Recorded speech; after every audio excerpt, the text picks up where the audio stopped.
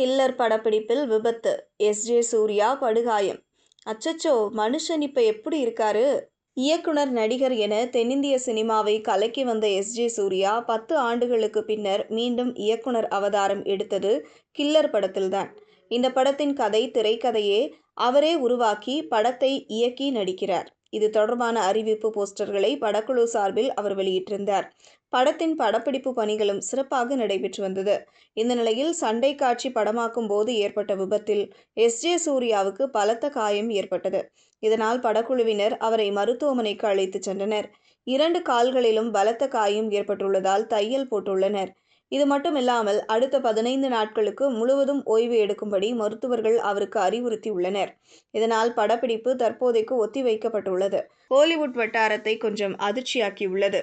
பலரும் பரபரப்பாக இருந்த தகவலை பகிர்ந்து வருகிறார்கள்.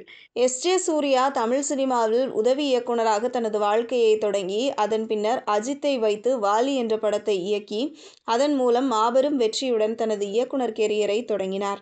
அதன் பின்னர் விஜயை வைத்து குஷி என்ற படத்தை கொடுத்தார்.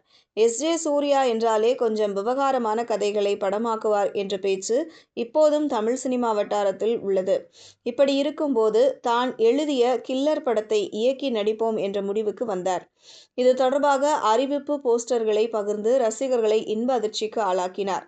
படத்தின் பெயர், இவர் டிசைன் செய்த போஸ்டர், இதில் இவரது லுக் ஆகியவை ரசிகர்களை கவர்ந்துள்ளது.